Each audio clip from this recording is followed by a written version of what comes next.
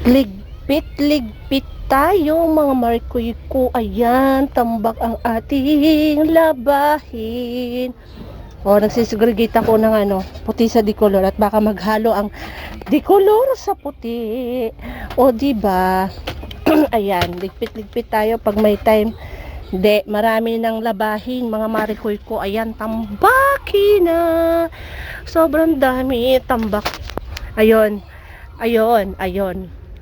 Naano ko na, napak ko na. Lahat ng dikolor, pang adult. So dito pang bata. Lahat ng dikolor ipalolondry ko mga Marikoy ko kasi nga wala nga akong time na maglaba dahil maraming trabaho sa tindahan. So laundry na lang ang aking aasahan mga Marikoy ko. Ganoon. Yes, kasi wala talaga no choice. Busy tayo, busy ang life. So ganito na lang muna ang ko sa ngayon. Pero yung mga puti mga Marikoy, ako talaga naglalaba kasi wala akong tiwala. Hindi naman lahat ng mga laundry hindi talaga malinis, promise. Kasi one time nagpalaba ako, napilit ako ng aking partner na magpalaba pati yung puti palabahan ko na rin daw sa laundry. Ang nangyari, di syempre check ako pagdating nung nilaundry mga damit. Yung dikolor ay okay naman, syempre dikolor, di mo naman makikita kung naroon nga yung dumi, o di ba?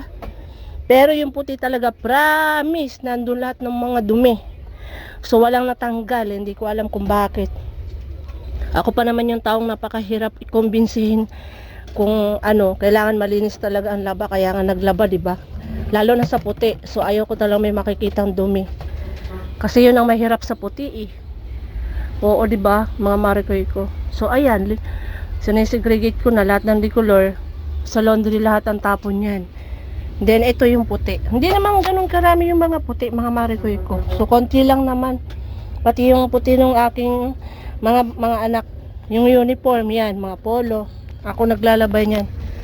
Basta kasi kung yung halimbawa may natira sa tinimbang ko kasi 6 yan 6 kilos, isang salangan.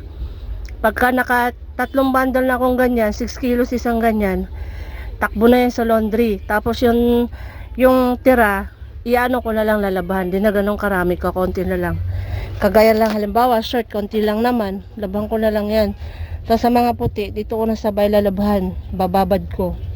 Kasi ang hirap may puti na may kasamang ganyan, may kasamang ganto, di ba? May itim. So kukupas yan, kagaya nito. Kupas na mga Marikoy ko, saan ka pa?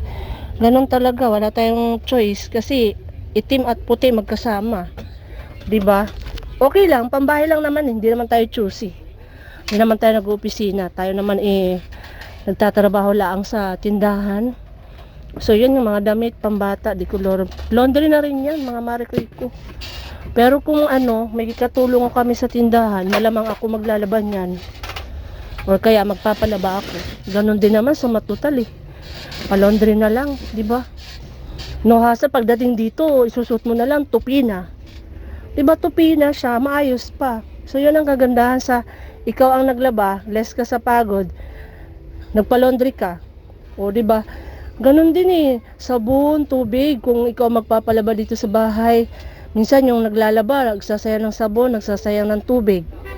O pakain mo pa yun, pamerenda mo pa. Kung palondry, babayaran mo lang yung pinalondry mo, yung pinalaba mo. O ganun. So kanya-kanyang yan, choice kung ano yung mas makaluluwag sa inyo, ano yung mas magaan sa inyo, at para hindi na patong-patong yung mga gawain nyo sa bahay. Kasi ako talaga may tindahan, kaya yan, tindahan niya na yung paglabas dyan, tindahan na yan dyan kabila, mga Marikoy ko. So yun lang mga Marikoy ko, thanks for watching, please like and share po, bye.